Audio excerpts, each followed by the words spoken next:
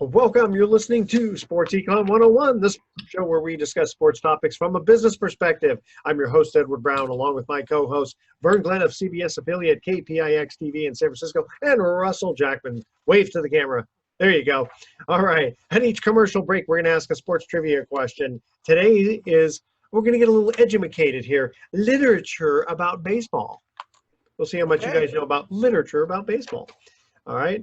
When we come back, we're going to talk a little bit about Lou Williams having to have a 10-day quarantine after picking up food I eat chicken wings. Chicken wings, yes. But apparently it's so where he picked them up. That was kind of the topic here.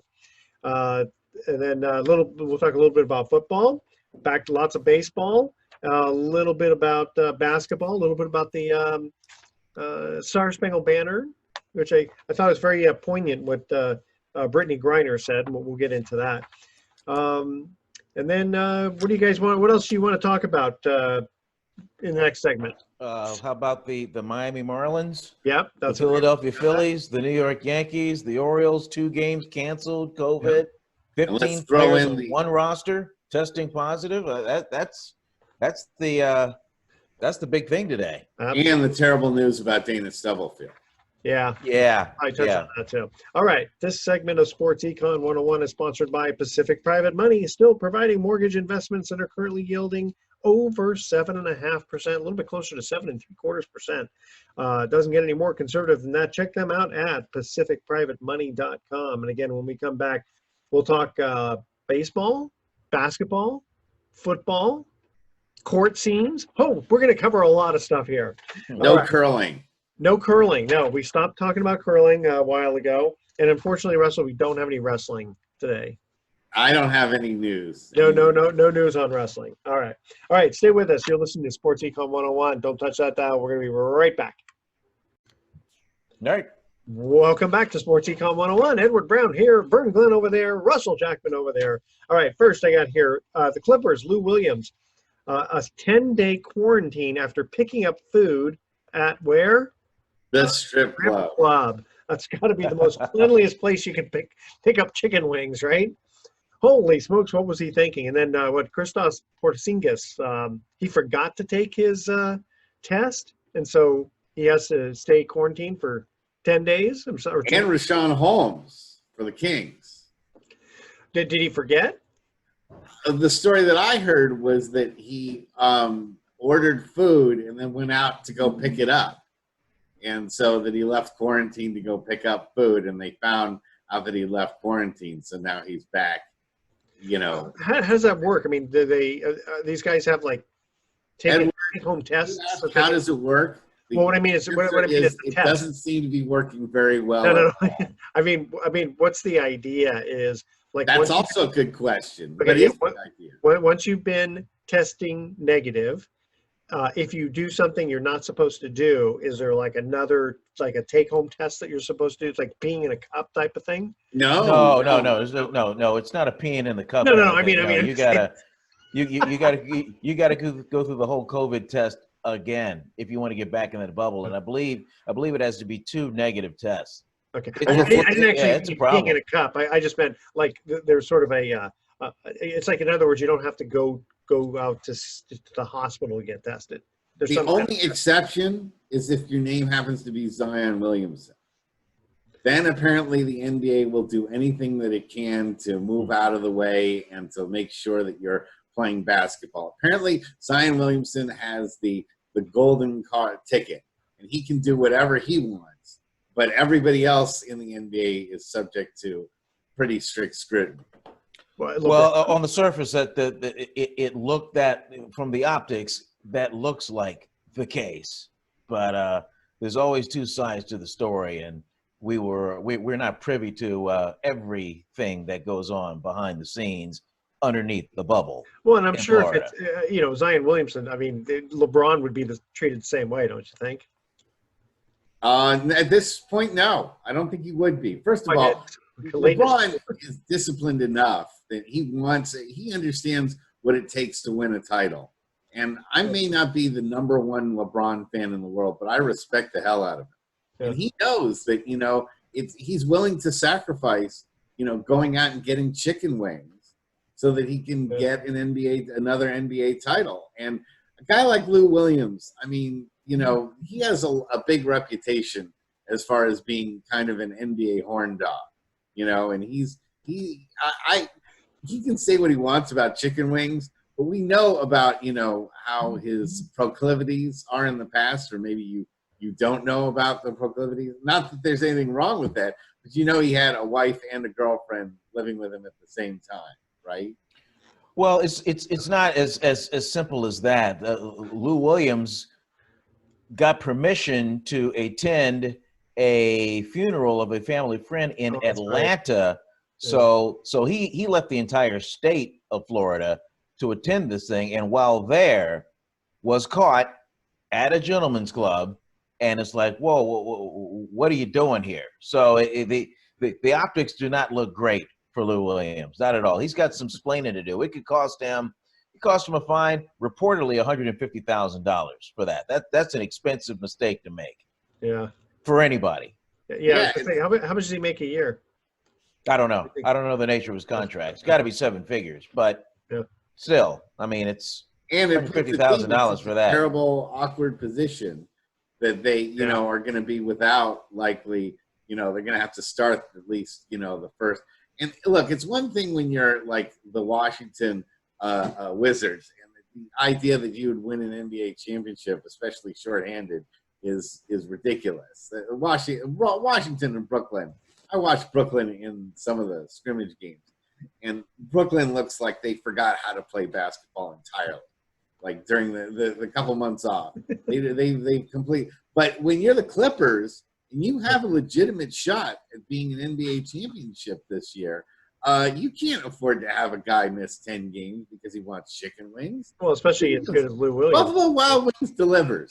I can tell you this. Yeah. Buffalo Wild Wings delivers. And if he couldn't keep himself in control, he can go there for the darn wings, guys. Yeah. Well, and 150,000 in fines, that'll give you a lot of dollar bills to enjoy yourself. So he just took himself right out of the market on that one. I agree with that. All right. So we'll kind of go back and forth between the sports here.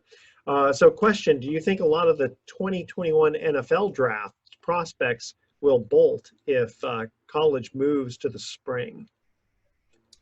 What do you think? Well, that's an interesting question. I mean, if you're on that draft board and you're projected to go high, let's just say top 10, first round pick. Yeah. I don't see how you do play. I mean, if you're projected to go that high, I mean, by now, let's face it, all of your games, all of your best plays are on video, and all these teams have it. It's just a matter of sitting the individual down to see where his head's at, right up here, and then he's got to take the Wonderlic test and this, that, and the other, and have his pro day to see how far he can run, throw, move between cones, stuff like that. So, as far as like needing games on film, yeah, maybe if you're fifth rounder, sixth, you know, but top 3 rounds, you don't need these games, not at all. But on the other hand, I think that some college folks will probably be looking at how the NFL handles the COVID situation. I mean, if people are getting infected left and right, like we're seeing in baseball, you know, a lot of college students may say, you know what, even for the money, I'm not willing to risk my life necessarily for a sport. I personally think football is going to be a bigger disaster than baseball is right now. Oh, for sure. COVID stuff goes. Well, the NFL is watching the Major League Baseball developments very, very closely as these camps begin to open around the NFL. This situation with the Miami Marlins is just awful. I mean, you know, one day it's 4, then it's another 8. Now it's 15 players plus 2 coaches. And then it's like, okay, well, what about the team they played, the Philadelphia Phillies? None of them have shown positive, which is right. Yeah, and what about the visiting locker room in Philadelphia? The Yankees were supposed to come in. Yeah. Well, what about that? So as a result, that's 2 games that had to be canceled. And in this truncated season, these games are very precious. Each each win is worth almost 3 wins. Yeah, because the And short. so by losing these games, it puts you behind the 8 ball. It really does. And But again, you've got a 16 team playoff now. So you just want to just get in the tournament, yeah, and then see how else everything unfolds. and if they cancel games, do the fans get a rain check? Duh. The cardboard cutouts. The cardboard Yeah, they cutouts. yes, they get a cardboard rain check. All right, You know, guys. we've been having fun with it and doing these highlights on TV and doing our live shots from inside these stadiums, you know, with the cutouts, stuff like that. I'm just wondering, by game 31, are we going to go like re-rack that tape to try and squeeze a cheap laugh out of the cardboard cutouts? I'm just wondering about by then. I think okay, let's just see what happened in the game. Yeah, that's probably what's going to happen. All right, guys. First trivia question on literature about baseball. Jim Bouton's groundbreaking bestseller Ball 4 is about his experiences with which expansion team? Oh, Right? oh my God! I even read Ball for a million. You can't remember. Very, very, very bad, Mr. Jackman. All right. Email Edward at sportsecon101.com the answer to this question. Jim Bouton. Is it Button or Button? It is Button, right? Oh no, Not Button, Bouton. that's the skater Button, Dick Button. Oh. Yeah, this is Jim Bouton's groundbreaking bestseller Ball 4 is about his experiences with which expansion team? All right, stay with us. Sports Econ 101. I was going to be right back.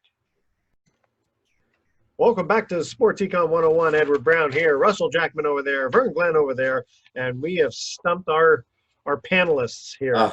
Jim Bouton's groundbreaking. My memory isn't working right. That's the problem. Okay, well, you'll when you hear it, you'll go, oh yeah, that's right. Jim Bouton's groundbreaking bestseller Ball 4 is about his experiences with which expansion team? I'm gonna say Seattle. The Seattle 1969 Seattle Pilots. Yeah, there you go. Right. My brain works. It works. It's so funny because I still have a. Now if I can remember where my car keys are, I'll be all right. It's funny because I still have some baseball cards from the Seattle Pilots. Wow. I don't know whether they're not probably much. not. No, but it's kind of Speaking of Seattle, they have a new NHL expansion team. Release the Kraken. Yeah, the Kraken. In fact, the going joke is the Kraken. You know, like the mythical monster out of the sea, whatever. You know, and release the Kraken. And so the big going joke is, well, what are you going to call the arena? You're going to call it the Crack House? Oh, that's good. Yeah. That'll work. It's kind of funny about those. We were just mentioning about these baseball cards. It's kind of interesting. Some of the non-stars, the regulars, I call them, in the 60s. Some of those cards are worth a little bit more than you'd think, because guys who are, let's say, in their 50s and 60s, who still kind of have a proclivity, as Russell's favorite word is now of the day. That's the word of the day, proclivity. It's a great word. It is, yeah. For collecting cards, a lot of times they're missing. They want like a whole set or a whole team, and they're missing certain players. Mm-hmm. So certain ones that you might think are worthless might be worth $3 or $4, which is not a lot, but and that was like that was maybe 10, 15 years ago. Do you guys still have any of your old baseball cards? I never collected. I was the comic book guy, and my brother was the baseball card guy. Yeah, I was a comic book guy, and I was a football card collector. Yeah, I still have my football cards. You do? Yeah, so do I. What comics did you collect, Vern? Vern, I want to know, what comics did you collect? I have all of the Tales to Astonish from the time that Ant-Man and the Hulk split the issue. Then Ant-Man left. Then they got the Submariner, and then when they got their own issues, I then have managed to amass every Incredible Hulk into the high 300s. You're a Marvel guy, which is why I like you. And I have them. You'd be a DC Comics guy. I have them individually wrapped in plastic and kind of stored away. And I just recently joined that Some kind of club. It's Grading a club. It's in Florida. They take your issue and then they grade it. Oh, gotcha. Oh yeah, the Grade. CGI. Thank you. comic Yeah, graders. thank you. So Comic graders. so I have all of those. My most Slab them. my most valuable issue I have is Yeah. Incredible Hulk 181. It is the Oh yeah, first yep, ever yeah. Wolverine's appearance first appearance. of the Wolverine. Yep. How much And is that worth? I have two of those. Ooh, those Wow. are worth a lot of money. Yeah, Those are they really- Yeah, they are. They're in good shape. Very good shape. Very good shape. Yeah, they're very good shape. I've seen them sold for as much as $60,000. Wow. And Yeah. were these ones that you had collected when you were younger? Yes. Good, very good, very good. I'm an X-Men guy. I've got Giant Size #1. I've got X-Men '94. I've got a collection going all the way through the 180s, straight through. And that's kind of like what you're talking about with the baseball cards. Is comic book collectors are in that same way. Yes. If you're missing an issue in between a set, you'll pay a lot of money to get that missing issue. Because you want to have a complete run from, now it's different with baseball cards because with comics, you're missing part of a story. So if you have like an issue missing, it really means a lot to a lot of comic book collectors. Mr. Jackman, you'll appreciate this. One of my biggest regrets in life was not attending a Giants game on Superheroes Night because Stan Lee was in attendance and I lost my chance to actually meet him. The game must have been on a Monday or Tuesday, one of my scheduled days off, and I just said, I'm just not going to get the game. Ooh. And now that he's Mr. Lee is gone. gone, missed opportunity. Dude. Oh, that's a shame. Has anyone got like a first edition Superman one, from like 1939? Anyone got one of those? We would give you $100 for it. We'd be so wealthy we could just you could retire on sell the issue. What I would like is there are 6 issues of the Hulk where he was gray, not green. Oh yeah. And I'd love to have those. Those are very valuable. Well, I say, if you ever watch Pawn Stars, a lot of times people will come in with comic books and they'll do a little story on that, and they'll have a comic book expert come in.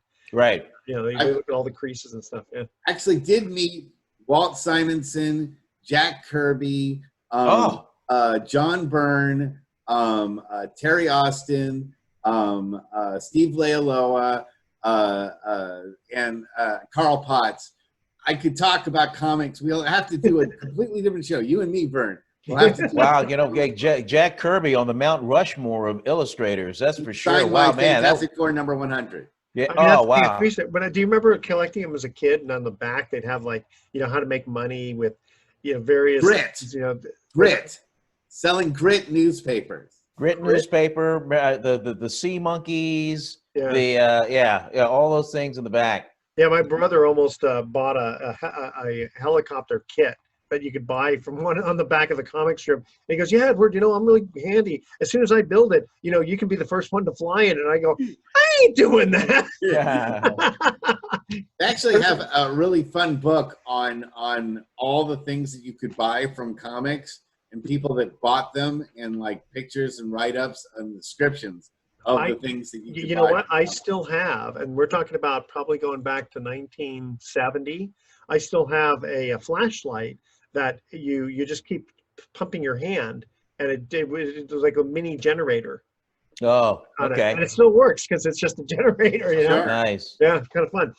Oh my gosh, that's 50 years. Okay, going back here. Okay, so nightclubs, bars, concerts, pro sport events, and even church services, if above 25% capacity, are now off limits. Players can walk into a bar or restaurant to pick up takeout food, but that's it. They also can't attend or host a party with more than 15 people.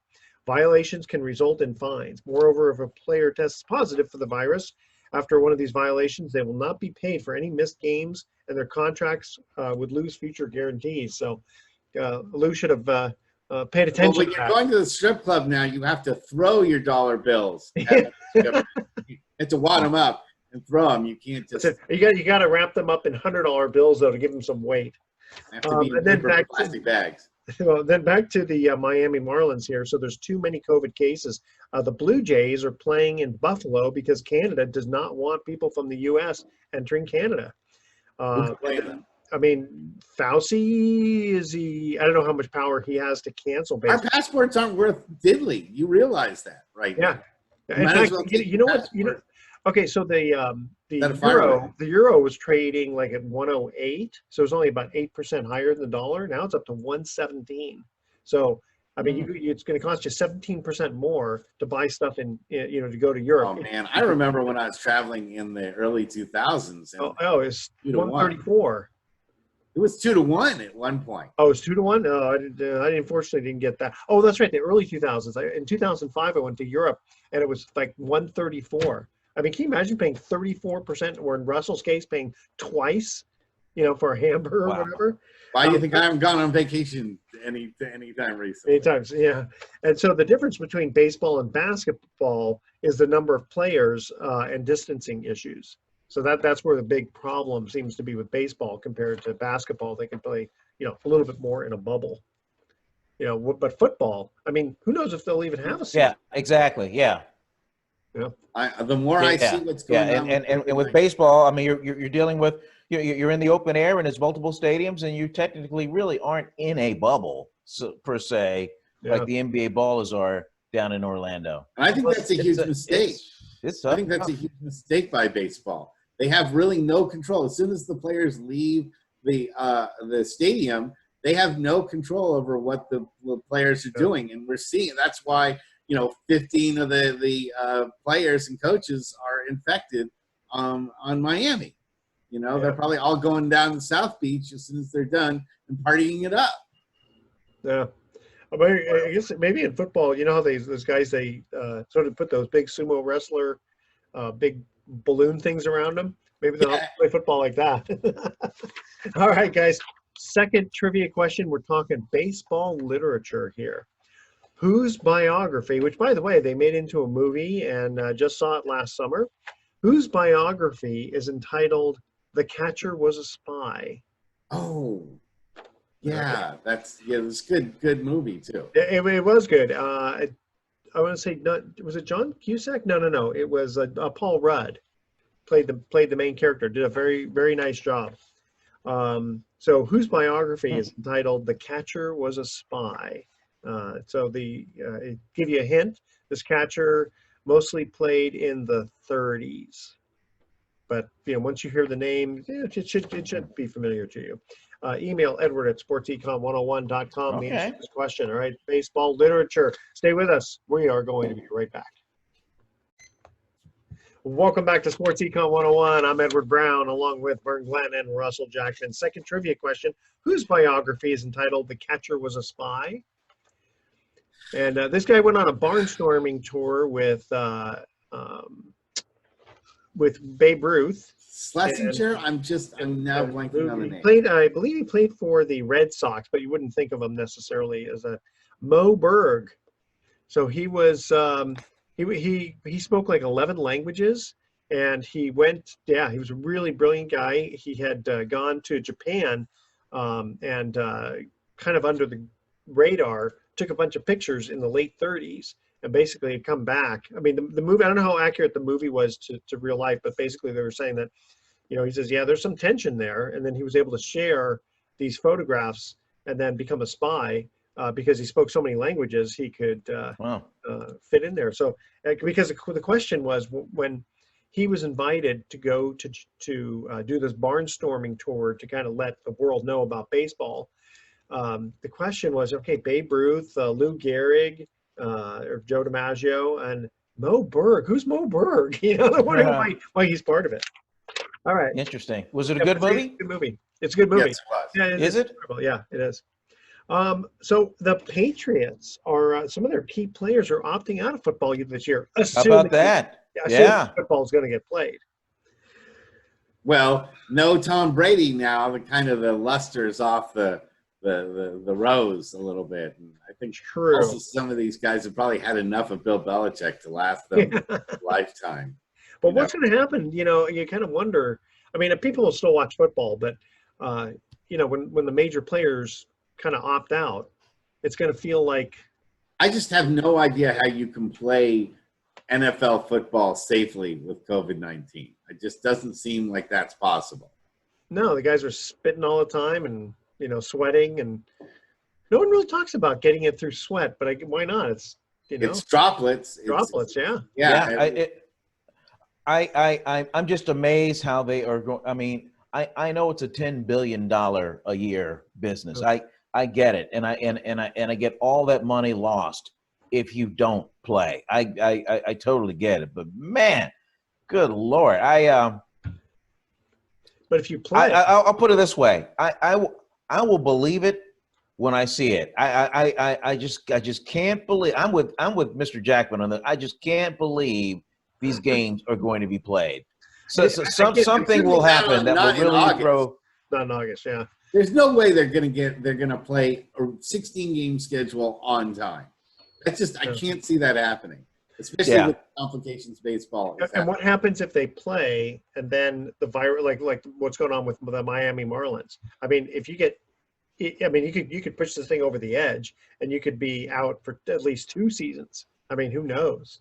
You know, that could be really pretty devastating. Well, the player we're talking about is Dante Hightower. He's a star linebacker for the New England Patriots. He and his wife just had a kid in July, or earlier in the July, and so he's looking at what's going on, and he's just like, I'm not.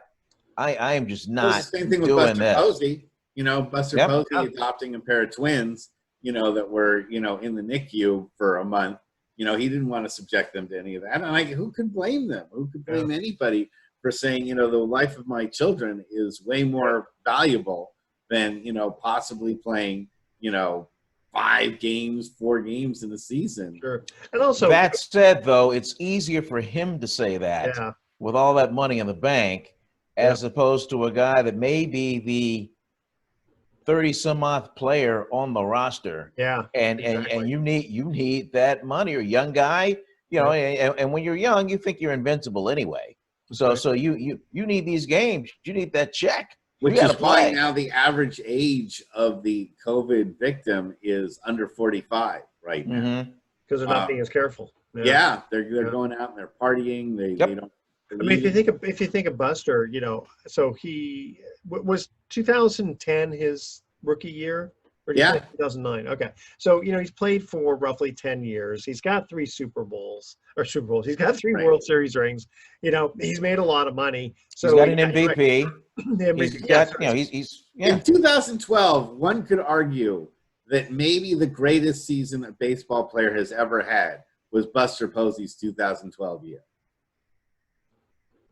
He led big numbers, batting average. Yep. Was most improved player. He was the comeback player of the year. Yeah, because he won a World Series. He came back from a broken leg. Yeah. Changed the rules of baseball. Yeah. And he hit a grand slam in the postseason that got the Giants a huge win. Yeah, against the Reds. Yeah, I remember. Yeah, it's hard to argue that. You know, what's pretty amazing is the fact that being a catcher and to have that kind of batting average. I mean, that's amazing. You know, the only thing you can say is, okay, how many stolen bases did he have? Well, you know, not being a catcher, he doesn't have that. But that's just, to me, that's just amazing.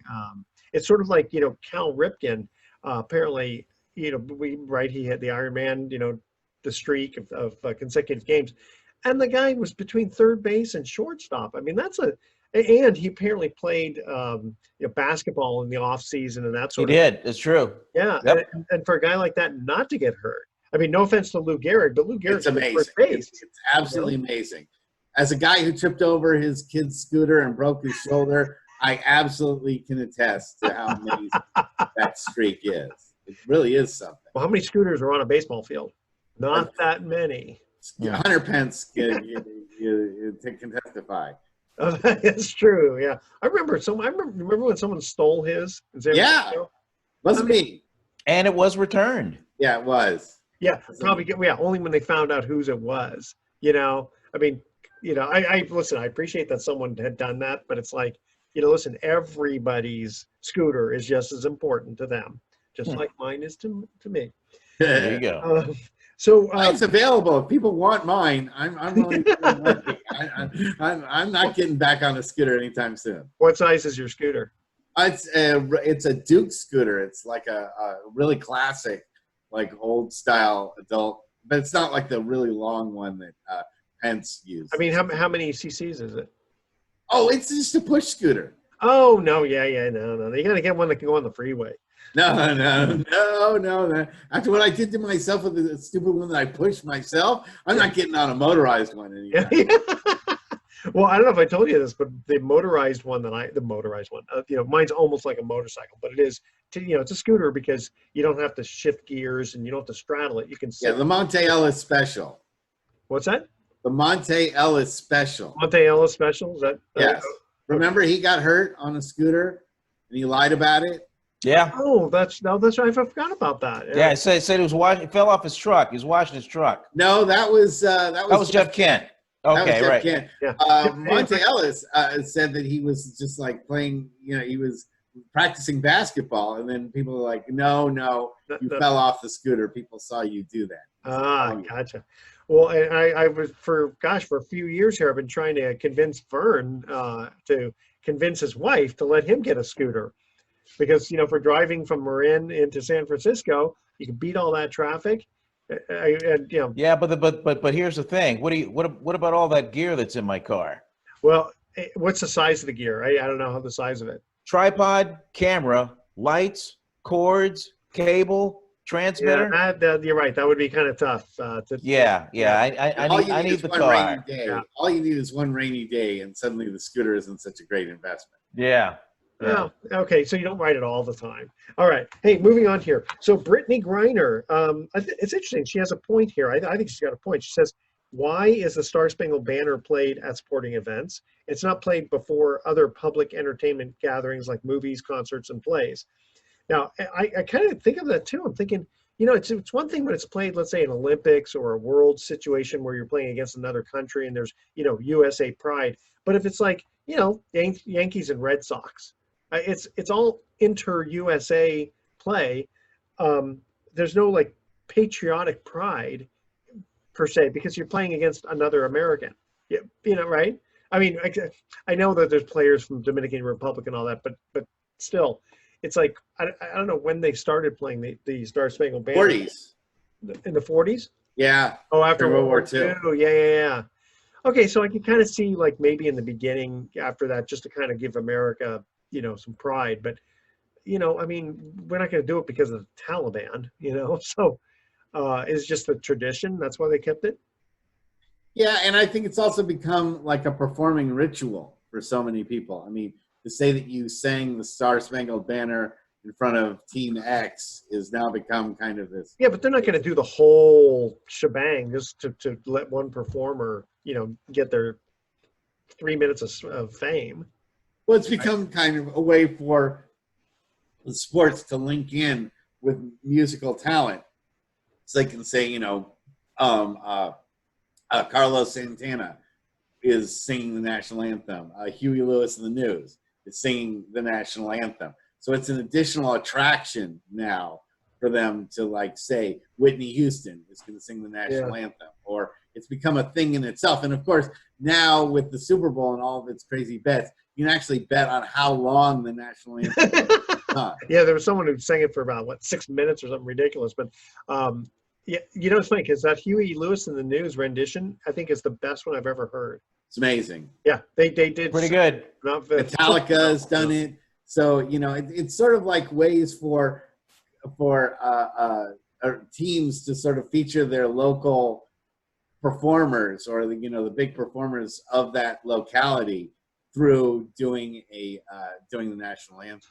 Well, and then they started playing "God Bless America" after 2011. During the 7th inning. It's like. All right, so here's a little bit of the history. President Woodrow Wilson ordered it played at national events when he was in office. Oh. And at the end of World War I, he ordered it to be played. It started being played at the 1918 World Series, and it went on from there through 1945, and then for whatever reason, it tailed off and then it picked back up again. But it's supposed to be about, national pride, following wars, following maybe tragic events as an uplifting thing. So that's kind of why we do it at sporting events. Okay, I mean, I guess I could kind of see that. So is the virus one of those situations where we need an uplifting event? I would say the virus is definitely a situation where we need an uplifting event. Yeah, but I'm not sure. How about a vaccine? That'd be an uplifting. Yeah, that event. would be a little bit more helpful. But I think in this current environment, with the way they look at Black Lives Matter and the actual lyrics of the second half of the national anthem, don't make. Oh yeah, very controversial. Yep. Yeah, it doesn't make it an appropriate song. You ask me, Steve Miller's "Living in the USA." Now there's a national anthem we can all get behind. Or Bruce Springsteen, "Born in the USA." No, I want 70,000 people to stand up all at the same time and say, "Somebody get me a cheeseburger." That is America. Well, all right, guys. Last trivia question before we get to our last break here. Talking baseball literature. Which I don't know if I want to. Okay, I'll say. Which Dodger, I was going to just say which person, but which Dodger became a broadcaster teaming with Dizzy Dean on NBC's Game of the Week? that's literature? Well, that's true. It isn't really literature. Yeah, it's not really. What? Well, Did he write a book? I'm sure he wrote his name down somewhere. Okay. Yeah. That's true. It's not literature. Why was it under that category? I don't know. But that's our trivia question. Which Dodger became a broadcaster teaming with Dizzy Dean on NBC's Game of the Week? Stay with us. Sports Econ 101. We'll be right back with some closing comments. Welcome back to Sports Econ 101. Last time for today, I'm Edward Brown, your host, along with Vern Glenn and Russell Jackman. Our third trivia question, which technically is not baseball literature, it's about baseball, is which Dodger became a broadcaster teaming with Dizzy Dean on NBC's Game of the Week? If it's a broadcaster in the Dodgers, I'm gonna guess Vin Scully and hope that I'm right.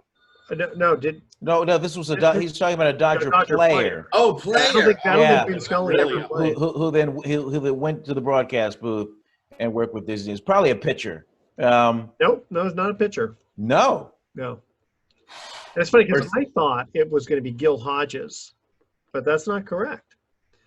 Vern, what's your nickname? Or what do some people call you? Oh, Mr. Involvement. Okay, but I mean, what does a couple of other sports guys call you? I can't remember who calls you this. Gut? No. Gut Glenn? No. That's another one. No. Didn't someone call you Pee Wee one time? Oh, yeah. Willie Mays did. Willie Mays. Yeah. So Pee Wee Reese is Pee Wee Reese. Okay. Made famous for putting his arm around Jackie Robinson in Cincinnati. Yeah. Amid catcalls of racism from the stands, but then the catcalls went away once it went. Oh well, if Pee Wee put his arm around him, I guess it's okay. Yeah, that's great. All right, here's our thoughts for the day. If every day is a gift, can someone give me a receipt for Monday? And because I want to exchange it for another Friday. Sure. And to the mathematicians who thought of the idea of zero, thanks for nothing.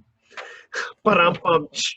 And a sign. Zero's my hero. How wonderful you are. Thank you very much. And a sign in front of a church. Honk if you love Jesus.